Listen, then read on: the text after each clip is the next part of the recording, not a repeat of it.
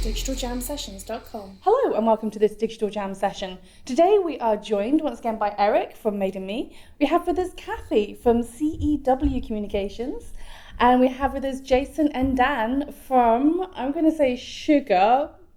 Would that be correct or not at this moment in time? Not really. No, we've moved. Are you officially moved now? Officially moved, yeah. Okay, I wanted to check before I confirmed it to the general public for you. So why don't you explain in brief detail a little bit more about what you're doing now, where you've been, so that we can give some context to that news that we've just revealed to all of our listeners. Shall I start where we've been? I'll start where we've been. Go for it. So Dan and I launched Sugar Creative Studio about 8 years ago. It still is a creative agency based in Cardiff. And we offered mobile apps, branding, any kind of digital creative services. And then about 3 months ago, Dan and I left Sugar to run with Beans Entertainment, which we've been kind of trying to start up for the last 12 months. Mm-hmm. Okay. Couldn't say it any better myself. Oh, thank you. Well, just a bit about Beans Entertainment. It's a brand new startup. Entertainment for kids across a number of media brands, media types, sorry. And we're in the early process of getting it off the ground. Okay, and you've already closed your first We have funding closed round. our first. Congratulations. Thank you very much. Okay, and Kathy, why don't you tell us about your illustrious background, because you've honestly, you've been at the pulsing heart of Tech City and everything to do with technology in the city of London. Why don't you tell our listeners a little bit more about what you've been up to? Yeah, so it's a whirlwind. If I look back, it is a bit crazy. So currently, I am 3 months old. My company is 3 months old. So I have been dreaming about starting my own business for the last couple of years, and I finally decided to take the leap in December. So I've launched CEW Communications, which is based on the experience that I've built up over the last 5.5 years. So that experience is essentially, I fell into the world of PR and tech at the exact same time. So I knew nothing about either. And fortunately, I worked as an intern for a startup PR agency, a tech PR agency that was Silicon Valley based, but I was within their London HQ. And I found myself working for some very well-known brands now. So I did the PR for Index Ventures, I did the PR for Moo.com, for Etsy as it was expanding into the UK, and kind of grew from there. So I ended up as the acting managing director within 9 months of my career, as we were a very small team and for some reason it got left in my hands. Did that, and it gave me a real taste for running my own thing and loving it. Successfully managed to retain all of our clients, even though I was not a PR expert, and then subsequently went on to work for a startup, then another agency, and then I moved to work in-house. So to gain some experience on the potential client side, I went in-house at Seed Camp, which is Europe's first seed fund. So I was working with them as communications and marketing manager, and 50% of my role was actively working with the portfolio. So over 200 companies spanning multiple different sectors at different stages with different levels of funding, advising them on their early communications and marketing strategies, so what they could do before they would ever need to talk to someone like me properly. Then I went to Tech City UK for about 6 months, which was a massive learning curve, and that my first week on the job was the week that we voted to leave the EU. So yeah, very tough week. It wasn't even a tough week, it's a tough few months, still a few months, because it's just everyone asking the same question. So it was a massive education in crisis communications and working with government, which was a very, very good thing to learn. But it did lead me to realise that actually ultimately what I want to do is I want to work directly with startups and scale-ups and the community around them, and kind of go from what I've learned previously. So that led me to jump ship, and there you go. Alrighty. Eric, why don't you tell us about your illustrious career in publishing? Sure. And So licensing? yes. So yeah, I've been in publishing and licensing. I'm from LA, I'm American, as you can probably tell. But my first real job at Disney, worked in the studio in LA in the consumer products and the publishing area, and then have been in publishing ever since then in Penguin, notably Penguin, really kind of growing up in kids entertainment, publishing consumer products. And then more lately, I was at Moshi Monsters Mind Candy for a moment before joining Made in Me, which is the company I'm in now. I'm one of the owners with two business partners, and we make apps, websites, and sort of kids brands, digitally launch kids brands, and then see how we can then exploit them across sort of traditional platforms like television, publishing, consumer products, etc., etc. Okay, So, well, welcome all, and thank you for joining us on this session today. The one thing that I noticed that we all have in common is this starting up of new companies and being part of the entrepreneurial ecosystem as such. And so what I wanted to do today is I really wanted to talk about that journey, because there's a lot of people who are looking at it from the outside looking in, who want to understand more about what is involved in that process. But there's also a lot of people who are inside this journey who don't want to talk about what's going on. They're just like, we made it through, so we're not going to tell anybody else what happened. And I do think that one of the fundamentals is around fundraising and the challenges associated to fundraising. So I just want to kind of take a moment, first of all, just to talk to you, Jason and Dan, about your journey to get to that first raise, because it wasn't a quick process for you guys. It kind of dragged out a little bit. And not that we're going to get too detailed or specific, but why don't you just kind of talk to us a little bit about some of your initial expectations going in and then the reality of what actually happened? Yeah, I think... Our expectations was like Dragon's Den, wasn't it? Yes, it was. It wasn't like that. No, thankfully it wasn't like that. The expectation was it would be a trial by fire. That you've got one chance to tell somebody what your idea is, that they were the only people that are ever going to help you, and then if you don't get the money by the end of it, you're out. Thankfully, it doesn't work like that. It works great for a TV show, but in real life, it's not like that. We were advised actually to get a growth partner on board, someone that could work with us, that could help us get our pitch right for the actual fundraise itself. So when we're in front of investors, what are we going to say to them? How are we going to growth partners essential right at the very beginning? Yeah, how are we going to build a picture of what we're doing so that the right people will be attracted to that? The growth partners were great. They did put us in front of a lot of investors that were already warm to the idea. The right investors, the right potential investors. Exactly, and then it became a conversation. It wasn't a hard pitch. It was, here's what we want to do. Here's where we're headed.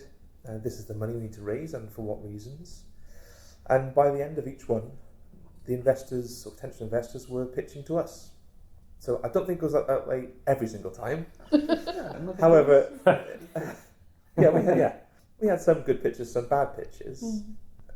I think there was only about 2 out of 15 that didn't end up offering us some money. And again, whether that strike rate is pretty good, but might not be typical. I think it was down to who we were put in front of. Yeah, exactly. They did have an inkling. We put together a 2-page teaser document, which just gave everyone an overview of what we're doing, and by that time you could tell it's a yes or a no to even meet them. And then about a 10-slide deck to get over the main idea, which included financials as well. So the interesting thing there that you talk about is this idea of, it was also a little bit about them pitching to you and them also explaining what they could bring to the table, and it's not just about the money, but also about what kind of benefit of the relationship would be by having them in the mix. I'm curious to hear from you, Kathy, from your perspective. Obviously, you've seen a lot of these kind of conversations flowing back and forth in both directions. And I think there is that common misconception that as a startup, as the entrepreneur, you're in this position of weakness, and it's kind of, you're Oliver Twist going in with your hat, going, please sir, can I have some dosh, please, and it does feel a little bit like you're kind of begging for scraps from these people who have a lot of money to give to startups. But the reality of the situation is somewhat different, and I do think that, what Dan and Joe said about the fact that actually there is a little bit of pitching coming from the other side of the table as well, is quite an interesting point to kind of dig a little bit deeper into. So from your perspective and some of the things that you've seen happening in some of these conversations, what would you say is probably the common expectation from the other side of that table, from the investor side of that table? What are they trying to articulate across the table towards the entrepreneur, but also what are they expecting to hear? Well, I think the first thing to remember is if you're having a conversation with an investor, let's say it's a fund, not an angel for this, they do have to sell you on them if they're interested in you, because they've then got to sell you to their LPs. They've got to go further up the chain. So they've got to look at you and go, right, if we invest 50,000 euros, in 5 years' time we could make a 50x return on that investment. And then that, you know, subsequently gets fed back to the LPs that have invested in their fund. So they do have to make that sell. The other big thing is that when you're talking to them, you do have to think of them not as cash cows, right? You've got to think of them, they are strategic investors. You've got to think, okay, strategically, if I align my company with your brand as an investor, whether you're an individual or you're a fund, does that benefit me? You know, what do I get for that aside from capital? And the thing to also think about is the questions around the capital. How are you getting that capital? Is it convertible? Is it going to be drip fed? Are you going to get it all in one go? What relationships do they have with other investors that they can bring into the room to also get embedded in the investment? Who do they know? You know, the corporate connections they have, the service providers that they work with that can help you across various different things to do with your business. What, you know, have they actually set up companies themselves? You know, are you successfully? Exactly. Are you talking to an investor who's been there, done that, got the t-shirt, and now he's giving back? Or are you working with someone who's just only ever done VC and is going based on kind of numbers and odds as well as know-how and trends? There's lots and lots and lots of different things to kind of take in there. So if you go into an investor meeting, you do have to really think about, obviously you want to wow them with what you're doing, but you also want to ask them really smart questions. Yeah, I think it's interesting, one of the things that you're talking about there is also this idea of perception. And first of all, your reputation as the startup, going in looking for that money, and being mindful and aware of your reputation and how you are perceived by investors, I think is quite important. But also that idea that the investor is also, you know, they're bringing to the table not just themselves, but everybody that's behind their network as well. Yeah. So understanding what are the relationships that I'm looking for, not what is the money that I'm looking for, but what is the relationship here? What is the politics of this particular investor? You know, what are their strengths and their key points? But also the other thing I'm going to throw on the table here as well is because a lot of people who are starting up and going and they're looking for money, they seem to think that the only way to do it is with equity investment. And it is this thing, it's this trend that we've, you know, everybody's kind of been duped into it, I suppose, because of things like Dragon's Den. It's this assumption that if you give me money, I give you a percentage of my company. And actually there are multiple different ways to actually get funding, and it isn't always about giving a chunk of your company away. No. So I think that's one of those things that we also need to be more mindful of and to encourage people to think outside of that, you know, equity box, so to speak. But Eric, you've been down this path obviously with Made in Me, and you've seen numerous products launch and go through this cycle and this process. Have you seen anybody who's kind of gone outside of that box of equity investment, so to speak? Yeah, I think, you know, when I first met the guys at Made in Me, I was one of the children's publishers at Penguin, and you know they made a lot of digital products for me, or they made the stuff that failed the least. So the most successful, although, you know, this was like 2011 when sort of iPads, everything was new. And when I ended up joining them, we had angel investors, but part of the reason why they wanted me to join the company is that rather than looking for more funding from equity partners, we ended up getting commercial deals that actually brought in revenue. So we were on retainer with Penguin for about 1.5 years, so they paid us a monthly fee to basically use us for anything. Did similar deals with other big entertainment companies like that, and that really relieved a lot of the pressure because they didn't own anything. We had access to their marketing and PR teams where if we created something with them, they would be the ones pushing it out, you know, using our brand alongside theirs. So, and it really kind of got us out there so that, you know, once we were doing something for Penguin, then HarperCollins was like, oh, can we work with you? Also, all these publishers were working with us. Once the domino effect. Yeah, once we started doing stuff with Disney, then everyone else was coming to us as well. And I think it helped that, like, I came from kids entertainment. My business partner James comes from special effects, and Mike, the third sort of in this triumvirate, also came from special effects. So we were sort of just using people in industry who it was almost like sponsorship, and we found that was much easier to deal with.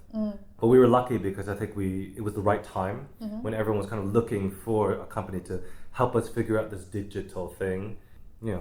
Okay, so here's one thing that I'm quite interested to understand from all of you actually is I have had many conversations in the past with angel investors or you know, investors of some sort, and one of the most memorable I ever had was with somebody who mentioned to me the one thing that they're always looking for in somebody that they're potentially going to invest in. He said, do you want to know what the secret is? And I was like, sure, by all means, tell me your secret. And he's like, I want to know if this person is somebody I would take to Sunday lunch. Yeah. If this is somebody that I will take to the pub and I'll have a Sunday lunch with them, this is probably somebody I want to invest in. And it is this idea of this personal dynamic and whether or not there is actually any chemistry between the investor and the entrepreneur or the startup. And I'm curious what your experience has been with that as well, because I think that again is the missing component for people who've not been in these conversations before, is understanding actually it's not just about this kind of corporate, each side of the table conversation, but actually about the personality and the relationships that you build with these investors. So, in terms of your experiences, what would you say has been your kind of moment? So no one has invested in me yet. But speaking from having worked with numerous investors, the relationship is very, very key. The thing, aside from considering whether you can go for Sunday lunch or you can go to the pub, the thing to remember when you're talking to an investor is they are another human being, and they're not scary, and actually you do have to work on that massive relationship building piece, because again, just to think on the VC side of things, and it will be the same for angels. A VC has a fund. That fund is meant to last for a couple of years. So they have a rough idea of how much they should be investing into how many different companies each year. Now, every VC will have thousands upon thousands of emails that come through with one-pagers that get given to the more junior people within the organisation to filter through. The more interesting ones will be invited in for an initial meeting, start a relationship from there. If they like you, but it's too early, they will help you. They will usually make introductions, they will usually provide advice, talk to you about your business model, make suggestions, and then they'll keep in touch. So if you start meeting investors, the best thing to do is have a spreadsheet where you just put in every single meeting you've ever had, which company it was with, what the initial feedback was, and who exactly it was that you met and what the relationship was like, and track it over time, so that you're giving yourself a nudge to say, right, it's been 6 months since I've given them an update, I'll give them an update, see if they're interested in another meeting, and we can kind of go from there. I also found that also friends who invest in businesses as well, and or on experience, is that every budget, every P&L we've put together has been just completely wrong. And anyone who we've approached for money or any kind of conversations where they're only interested in the money, we don't find that they're that interesting to us either, because like, what do you want to see? Okay, we'll give you a spreadsheet that says this. But friends of mine who invest in businesses, they want to get to know you and realize, I trust you. You have this idea, and that you will follow through, that when times are bad, you're not going to chuck it all in. Exactly, abandon ship. It's about it's the personality and getting along, as you say as well. I think that's the interesting thing that you're kind of saying as well, is that actually it is about investing in people. It's not necessarily about investing in the idea, so to speak, because a good person will have millions of ideas over the course of their lifetime. So it's really about finding good people and investing in good people. Just to add on that, when I was at Seed Camp, so Seed Camp invests at 2 different stages. It invests at pre-seed, which is a warrant or convertible up to €75,000, and that's for usually about 10% equity. And then the second side is they have the seed fund, and they can invest up to a couple of $100,000.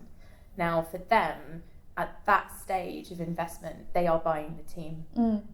For you to be a solo founder, it was generally harder, but they did make investments into solo founders, but for them it was critical that they had good chemistry with the team, and that they really knew that you were the team that were going to do what you're doing. So showing your expertise, what you've done before, and the co-founder dynamics as well. If they see in a meeting that there's a bit of tension or something, you're out. Like, you're not getting money. Genuinely, you want to be complimentary, but you don't want to see, right, this is going to break the company up. And at that early stage, a lot of the things and reasons for startups failing does come down more to the team than anything else. It's true. This is definitely a key issue that a lot of people overlook, is actually the dynamic between the team itself. And I've seen a lot of startup teams where there has been maybe that tension or that lack of communication, and going in with a slick dynamic and a confidence and a kind of a bond with the team, that's not something that you can ever kind of fake, if you know what I mean. It's I think the fact that Dan and I have worked with each other for 20 years has always helped every conversation that we've been in. Really has, yeah. So the other thing I want to pick up on is something Eric just said about forecasting and your P&Ls, which is, again, I think is common misconception that people think, if I don't have this, like PwC style kind of, P&L that's like locked in and everybody knows exactly what's happening with the money. The reality is that any P&L any forecasting is essentially a guess. Yeah. And I think that there are some people who go into that with this real tension around, oh my God, the numbers have to be bang on or I'm going to get kind of caught out or whatever. It's like, actually, if you can be fluid with that, if you can kind of have the confidence to know, sure, the numbers may not stack up this way, but you know what, if it kind of goes this way, I know what to do. If it goes that way, I know what to do. As like a new business as well, you might have an idea. Like for Made in Me, we sort of became known for this app called Me Books. And our first business model, it's basically like a digital bookshop for kids. And the business model initially, and this is like in 2011, was that the majority of money and the revenue we were forecasting would come from people actually buying digital books inside the app. But now I would say like 80% of our revenue actually comes from charging brands who give away books to consumers, like people like McDonald's, Nestle, etc., big brands who they'll pay us per download. We had no idea that was going to happen. That came about completely accidentally. So every P&L, every budget we had written to investors, to potential anyone, was all about that. All of a sudden that came. So that was then how we were reforecasting. And now the biggest growing revenue stream from ebooks is not actually the brands giving away books, but it's a licensing stream, because through this thing we were supposed to do something with Nestle, which didn't happen. And we ended up creating 3 original books ourselves. The first times we created our own content for Me Books. And coincidentally, a friend of mine who works at Penn Macmillan, she was like, I really like that. Are you publishing that physically? I'm like, no. We don't want to have a warehouse. We don't want to have trading terms of Waterstones. And she was like, can I buy rights from you? So now our biggest growing revenue stream is actually licensing the content we create. And again, all the other budgets and forecasts we had are completely wrong because we had no idea this was a revenue stream. So I think as a new company, you actually don't know where your money is going to come from. It's great to have that we're going to go this way, but then go, actually the money's coming from here. And I think the only good thing that we've been able to do was to sort of not be too precious and change the direction, but we're rubbish at forecasting. And these were not our ideas, they were all accidents as well. Do you know that it's interesting you say this, because I remember us saying at Mindcandy back in the day, which was move fast and break things. Totally. And it's kind of the same thing, which is, it's okay if it's wrong. But you have to recognize it. Yeah, as long as you acknowledge it, adjust and move forward quickly. And I think that's kind of the same life lesson that we're talking about here, which is, be ready to pivot, be ready to shift and change what that revenue model looks like for your business, because actually, if it's making money and there's an opportunity there, then don't be too slow to move to that opportunity. And don't be too precious. Yeah. I think that is actually a problem, using that phrase, being precious. But I do think that is a problem for a lot of startups and entrepreneurs when they go into pitching. They're so stuck to that single idea. And so then if the investor makes some suggestions of, how about if you did it this way, or, what about this? And there's no room at all in the way that they're trying to articulate it. And they're like, no, we want to do it this way. It's like, okay, this could spell trouble later down the line. Yeah, there's 2 things there, isn't there? There's the initial fear that someone's going to steal your idea by telling them.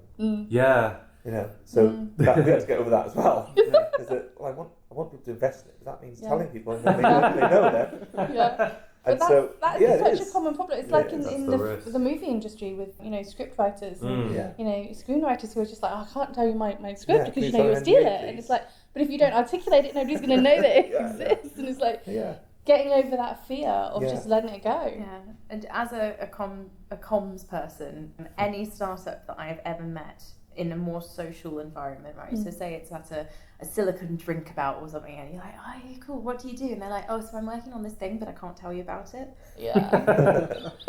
Why are you hearing that? Douchebag. Like my initial reaction is literally, well, that's just stupid. Because if anything, right, there are going to be tens or hundreds of different people that will have similar ideas to what you have. And there are going to be people that are working on something similar, and there are going to be people that are just thinking about it. The difference is that everyone will implement it differently. Yeah. Because you can talk about an idea, you can talk about a concept, you can give a rough idea of what's going to happen in the future, but everyone will go about actually doing it in such a different way that you should just not care. Yeah. And by talking about it, you're immediately inviting feedback, which is critical. Exactly, and also the more you talk about it, the more you practice the pitch, the more confident you become in talking about that pitch. It's like, if all you ever do is say to people, I can't really talk about it, it instills that fear, and that fear is obvious when you then have to go into a room and talk to people about it. Yeah.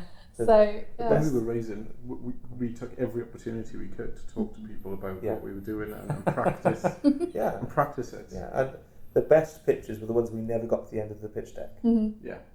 Because they'd already got it by that point. Where you just had those questions and There was discussion. just those questions all the way through. Yeah. And they'd got it, and they said, right, okay, we will now come back to you and let you know. And we still got 3 pages to go. Yeah.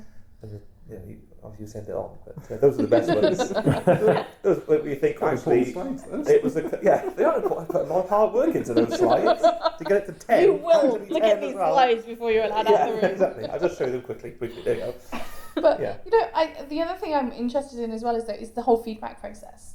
When you do a pitch or you have that conversation, especially if they are genuinely interested and they think there's something there, they'll give you feedback. And oftentimes, again, it's a kind of a precursor signal to a good or a bad startup. Is the ones who are kind of like, oh, hold on a minute, I don't need to be told I need to do X or Y, and they're very closed off to that feedback. Whereas actually the feedback is a good sign. It's even if it's critical or constructive criticism, it's still a positive result, because they care enough to want to tell you, by the way, if you just change this or tweak that, then we might be interested. Yeah. But then I suppose it's the way that people react to that feedback. Well, we were just talking about this before lunch, about how now as a consultant and helping a lot of people with new IPs and stuff, sometimes I'll get paid to go in and do a session with them, and they're all just like, no, and I'm thinking, you're paying me to do this, so if you don't want to listen, I could just go home and I'll just invoice you now. Like, be open to it. And I'm not saying I'm right, but there's always a reason. If someone has something negative, I think there's always something you can learn from it. You can discard it later, but be open to it. And it blows my mind how many people who are just like about any negative feedback. Yeah. What's your experience with that, Kathy? You're giggling.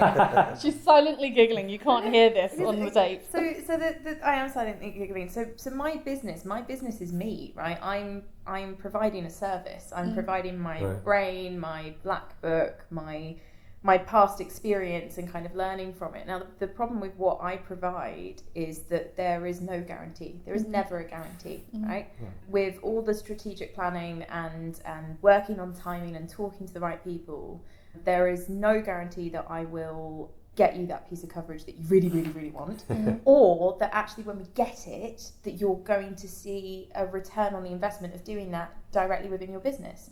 PR, comms, it's one of those things that you have to do every single channel at once, or pull various levers at different points in time to see a real return. So I know I'm chuckling just because of that conversation where people go, but you said this would work, and I went, no, I suggested this as an idea, and it's that similar thing. That's why I'm just chuckling, because it's a massive thing for me at the moment, because I'm only 3 months old. Is the re-education, the education bit that I'm having to do with businesses that I meet to explain how I think about comms and how it needs to be implemented versus their will to just be in TechCrunch. Do you know, it's interesting that you say this though, because from a startup perspective, and from a kind of a freelancer or consultant perspective, it is a thing that you actually have to go through this whole period, this process of just educating people and explaining to them, no, this isn't the way this works, people. That this is what I'm here to do. You paid me to be in the room with you. You can either take my advice or not take my advice, but it's not up to me to implement my advice. It's up to you to take that on board. And there is this kind of education process that does need to happen. Yeah. It's amazing how many consultants or freelancers I've spoken to kind of got similar stories of each of you, where it's that kind of scenario of, so they wanted me to do this thing, but they weren't willing to listen, and then when it didn't work out the way they wanted it to work out, they were kind of confused as to why. These types of clients I find, and I would say like 1 in 5 are like this, where they've paid for a consultant, but what they really want, what they're really hoping for is someone to validate what they've already done. Yeah. And because you don't validate it, they get really upset. Yeah. And it's like, sorry. I If you had told me what you wanted before, I would come with lots of confidence. Oh my God. You know, so I have a new favourite thing with these meetings. Yes. So I'm in that stage where I'm having lots of meetings with potential people that, may become business leads. And they talk through what they want in terms of comms, and I ask them, why PR, why this, why that. And then the thing, my new favourite thing is to go, okay, right, well, if we do this and it's successful, can you handle it? And they look at you like, yeah, we can handle press coverage. I'm like, no, it's not what I'm asking.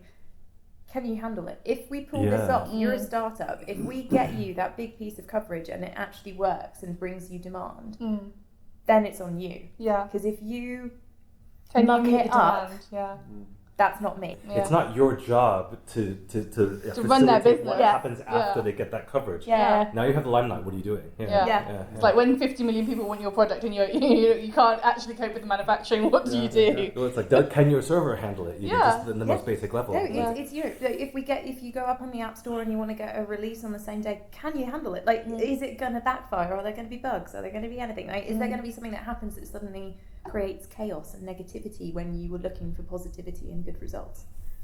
And how would you adjust it? If Like, careful what you wish for. Yeah. Yeah. I like it. It's really funny just because the way they look at you when you ask it. They're like, Yeah. what do you mean? Of course we can. Of course. But I am curious, because we were kind of in the thick of it, so to speak. We were all kind of at the cold front. I hate using phrases like this, but at the cold front, on the cutting edge, on the leading edge, We're from whatever Wales, we want so to we're call used it. to it. Yeah. We're literally on the edge. Cold front. But because we're all kind of eyeball deep in being entrepreneurs or startups, I am curious as to what tools you have kind of found to be the most useful to you in a practical sense, because people can suggest things like Slack or whatever the thing is that they're using, but oftentimes it's just kind of a phrase that they throw around, and it's not necessarily the practical tool or the practical tip that has actually made a difference. One of the things for me that was kind of very strange for a lot of people when I first started was that I spent 6 months at the beginning of my business just figuring out all the best places in London to have meetings. Yeah. Because everybody wants to do meetings either for breakfast, lunch or dinner, and actually knowing where you can have a decent breakfast, lunch or dinner in a suitable business environment where it's not this big, noisy, New Yorky type of place, or you've got elbow space, you can put a laptop down on the table, or whatever the thing is. Know where all those kind of key spots are in London and how to get to them quickly, and what the nearest tube is and all this kind of stuff has actually been invaluable to me going forwards. And people come to me now and ask me sometimes, I've got this meeting in King's Cross and I'm wondering where I should go, and I can tell them, reel off a couple of restaurants to them and suggest places that they can go.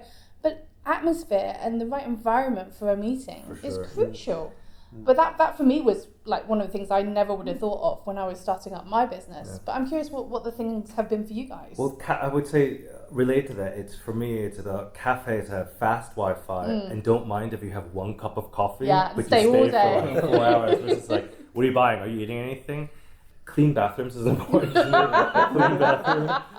And plus, as a kind of freelancer or a small business, when you're kind of running around town, just knowing where I can duck in to use the bathroom without people going, what are you doing here? So knowing the hotels, the museums, places where you can go where no one questions you, fast Wi-Fi. But also, I know a lot of people use all kinds of fancy apps and sort of like intranet, blah, blah, blah. But I just think, for me, it's really unnecessary. Just Gmail and FaceTime. Those are the things, like free calls and free email. That really... Beyond that, I feel like for us, we don't need anything else. It really just doesn't. It's more stuff to handle and you manage. are a proper digital nomad, Eric. Yes. Proper digital nomad. What about you, Gabby? What's your thing? See, I think in comparison to Eric, I use everything. So for me, I have clients. My clients basically will set how we're corresponding with each other. My biggest pet peeve is WhatsApp. WhatsApp needs to be just for me and everything else. I don't really like talking to clients through that. But I'm on Slack, I'm on email, I'm on Facebook, I'm on Twitter, and I use all of those channels to talk to my clients, to talk to journalists, to talk to new business leads, to do everything. The big thing for me, actually, I guess it's not work related, but my Fitbit. To explain this, if I'm anywhere, it just softly vibrates to tell me that my phone is ringing, like an Apple Watch would, but without all of the other stuff. That's subtle notice. The big thing for me is because I'm genuinely worried about like ballooning and getting really fat starting a business. And I know that sounds really big. No, this is a thing. This is genuinely a thing. It's based on my past experiences of being stressed and stress eating. And I'm not a small woman. I've never been a small woman, but I was just so self-conscious of I didn't want to get myself into a point where my own negativity around the way I look started to impact the way I think, and then that then impacts the way that I do business. Exactly. So I started wearing my Fitbit every single day. I actually increased my step target, so I have to hit 12,000 minimum, and if I don't, I'm really annoyed with myself. Yeah. So it sounds so silly, but the big thing for me is actually worrying more about looking after me while I'm doing the business. Do you know, it's interesting you say this because I know a young lady who, I'm going to name names, Sammy Kingston from Virtual Umbrella. Oh, Sammy. Amazing young lady, hugely successful with Virtual Umbrella, a VR marketing company. They do marketing for VR industries. And she was in the hospital the other day for, basically she had to be checked out for a stroke. So she didn't have a stroke. She didn't have one. Just to point that out.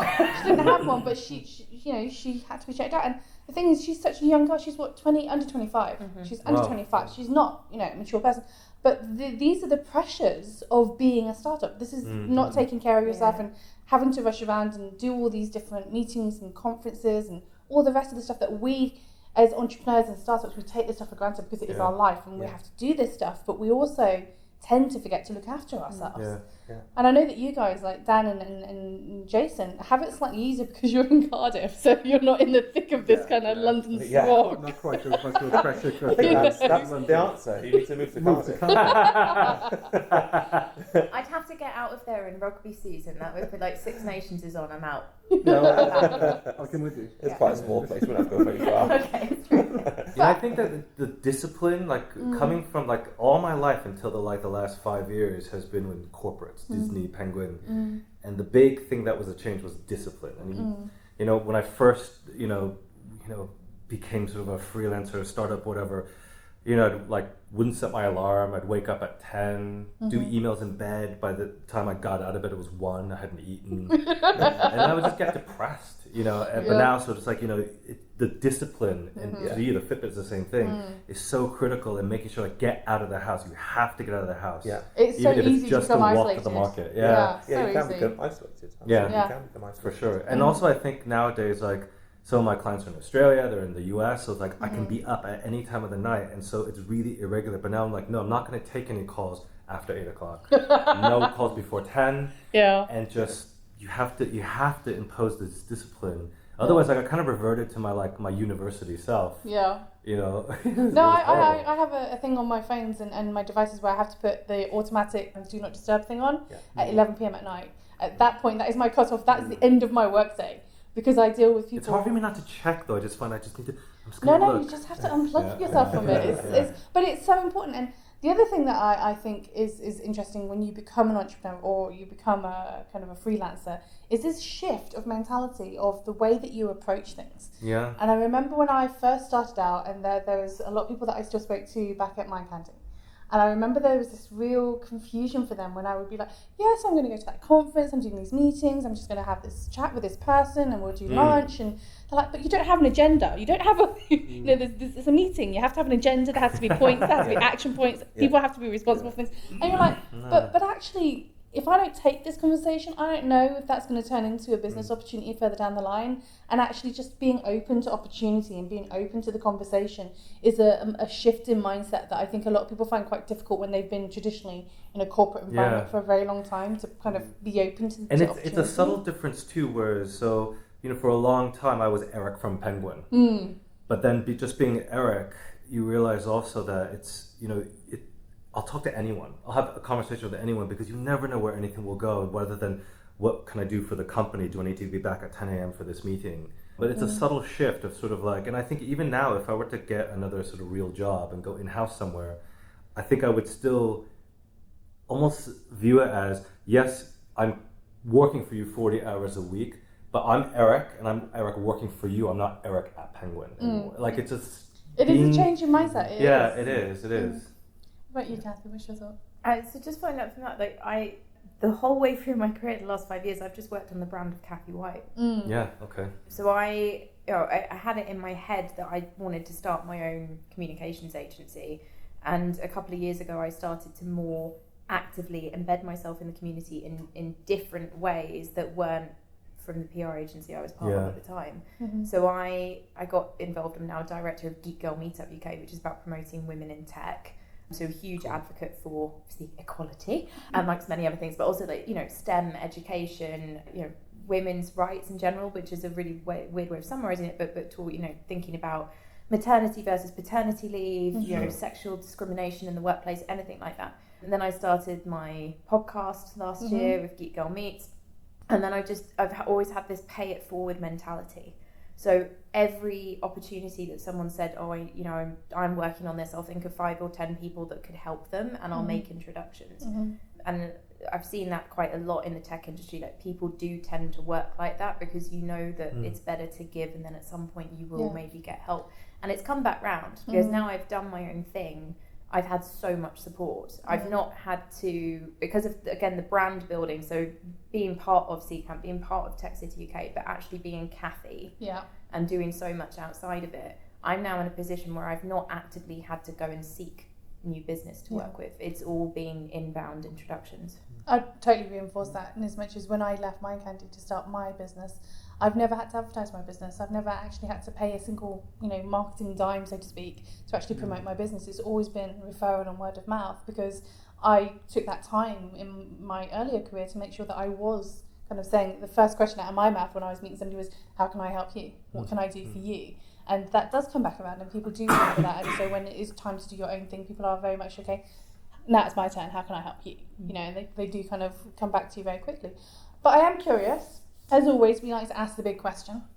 And the big question is, what do we think will be the most significant change, be that cultural or technological change, that needs to occur in order to just completely change the way that you do business, or that your industry is doing business? And I am going to throw this one at you first, Eric.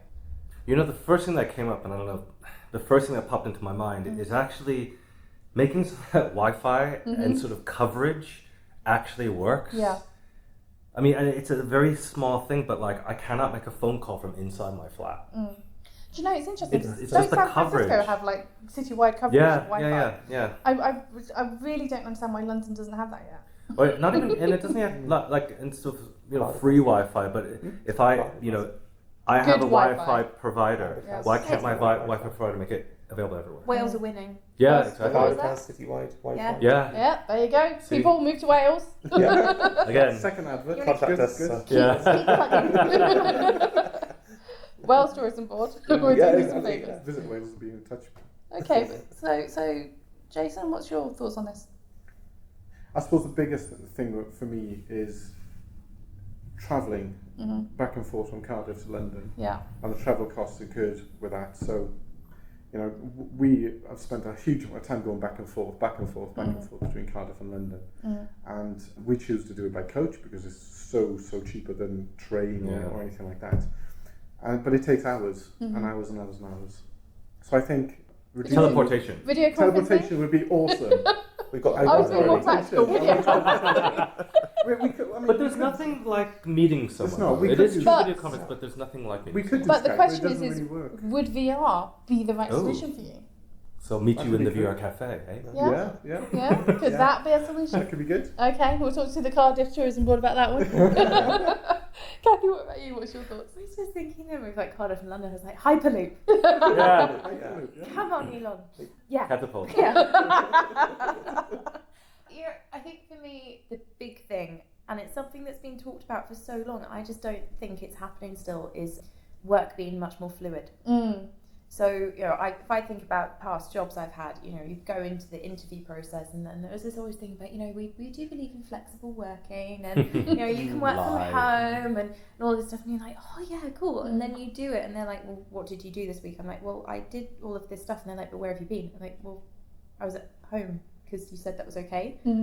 I've had that so many times, and I think it's the It's a lack of fluidity of trust work. as well. It's not there yet. Yeah. It's No. one of these things that people are kind of promising, but actually, yeah, you're right, the trust is not there.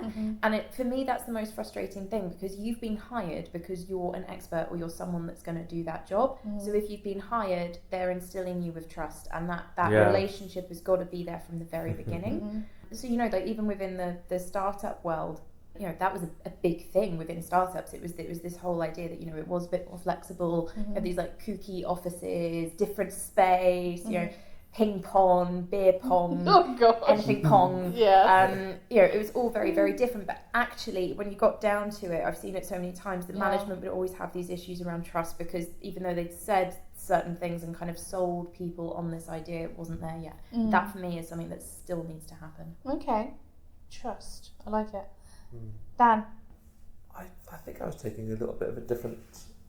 I understand the question a bit differently. Go on then. So I'll say what I was tell us going to what say. you was and then thinking. You can have a laugh afterwards if it was wrong. We'll edit you out. Edit me out. And please feel free to as well. No, I was when Eric was saying about Wi-Fi, that is Eric's fault. You put me on a different path. But I thought I can speak faster than I can type. And if there was a dictation system that worked, that I could just say With a Welsh I accent. want to. Well, have I got it? Doesn't work. If Alexa can handle Welsh. Yeah, but you know, I can reel off thoughts far quicker than I can ever type them out, because I being a designer working visually, I want to make sure that actually the text on the page looks good as it comes out of my head. That's probably a curse that I'm going to be stuck with. But if I can actually tell the device and it actually works, we do an update for our investors every couple of weeks, and I tried dictating it first of all, and the gibberish that it actually and I checked every other paragraph to see, well, it looks kind of right, but obviously every other paragraph was completely rubbish. No context, words in there that should never have been in there, and sent it out as well. And thankfully, a very friendly one came back saying, "Have you read this through?" Yeah. Well, actually, no. Just give it a once over. So I saved the day in the end, but thankfully, he saved the day for me in the end, actually. But just when you think about one thing that would actually change the way we work. If there's some system, doesn't have to be a dictation system, but some system to get what's in here out quicker in a more visual way for me working Internally. So basically, It might be a personal assistant. So I don't know. Yeah. Footman. so Dan is waiting to be able to essentially plug something directly into I want the his matrix. cortex. Matrix, And just be able to. So to learn things that way as well. Okay. That'd be great. Yeah. Yeah. The concept. Yeah, but did you want? I mean, I know we're. I also thought of some practical things, some software that we use. So again, I do work visually. I work well with colours and blocks here, there, and linked up things like that. But I use Trello. It has been the one thing. There's hundreds and hundreds of apps. Jason introduced me to it, but it allows me to get everything out of my head onto the screen, and I can move things around the similar sort of way I would move them around in my head. And so, having a family as well, I do want to be able to switch off at the end of the day and be with my family rather than still think about work. Because I'm doing them a disservice by thinking, I will be with you in a minute, but by that time they've had to go to bed. So being able to get things out of my head and organised in a way I can see everything on Trello. I've got a big screen I can work on as well. So And it's you nice can collaborate, you can share it with others as collaborate. well. It's been handy for me as well, because I can look and go, oh, that's what he's been thinking all the time. Yeah, but you can very quickly do a better phrase, a brain dump onto Trello, and it's there to come back to. So if you want to add to it, absolutely fine. And I'm not saying that's the perfect solution, but It's one that works it's for one you. that certainly works for me. For someone who works visually, I can see it all in front of me, and I can start to move it around as I kind of would with my thoughts in that way. So. Wonderful. Well, thank you for joining us today. As always, we like to give our listeners a way to be able to find out a little bit more about you and what you're up to, and maybe stalk you. So, would you care to share with us your social media handle of choice? I'll start with you, Jace. My Twitter handle is Jace_sugar, because I haven't really quite been able to let go of my sugar background. you changed yours, haven't you? What's yours, Dan? I've changed my Twitter handle to Clean Bean, Although I hardly ever go on there, so it's probably not worth. I think I'll try and find me on LinkedIn. Dan Cleano on LinkedIn. Okay. Probably the best way. And Kathy? So I'm at Kathy White. That's Kathy with a C. And then white, like the colour, and then 10, but numerical, so 10. Okay. Because so many other Kathy Whites. Yeah. Okay. So and that's common. on Twitter? On Twitter, yeah. You can also go to cewcoms.com Okay. to have a little look at what I'm up to. Don't judge me on the website. It's really young and I'm not a professional. And I have not got enough money to pay someone else to do it yet. So, Okay. And in terms of Girl Geek? Geek Girl Meetup UK is at GGM UK on Twitter. We're Geek Girl Meetup UK on Facebook, and the website is geekgirlmeetup.co.uk, and on there you can sign up to the newsletter and you can find the podcast, which is #GeekGirlMeets. Okay, Eric, beat that. Well, that's a lot shorter. So the company Made in Me, Twitter, we are hello_Made in Me, and I am Dinoboy89, DINO89. Oh, DINOBOY. Dinoboy. On everything, Instagram, Twitter, everything. Wonderful. Well, thank you very much for joining us, and thank you for listening. If you enjoy this content, don't forget to subscribe and review, and follow us on Twitter at Digital Jam Ltd. DigitalJamSessions.com